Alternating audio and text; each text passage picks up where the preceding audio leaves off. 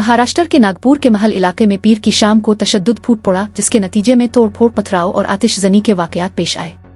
एक पुलिस अफसर के मुताबिक झड़पों के दौरान कई गाड़ियों को नुकसान पहुंचा और deputy commissioner of police DCP Archit Chandak समेत चंद पुलिस एहलकार जख्मी हुए।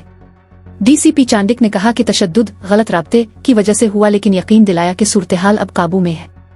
बदअमनी पर काबू पाने के लिए पुलिस ने ताकत का मुजाहरा किया, आंसू गैस का इस्तेमाल किया और आग लगने वाली गाड़ियों को बुझाने के लिए फायर ब्रिगेड को बुलाया।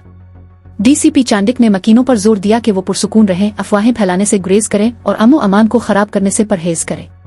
उन्होंने जोर देकर कहा कि तशद्दुद के जिम्मेदारों के खिलाफ कानूनी कार्रवाई की जा रही है। हुक्काम ने मजीद कशीदगी को रोकने और अमन को बरकरार रखने के लिए इलाके में पुलिस की भारी नफरी तैनात कर दी है। जाए वकुआ से मिलने वाली तस्वीरों में एक कार को सड़क पर आग के शोलों में लिपटी हुई दिखाई देती है, जो झड़पों की शिद्दत को नुमायां करती है। वाकये के बारे में मजीद तफसीलात का इंतजार है।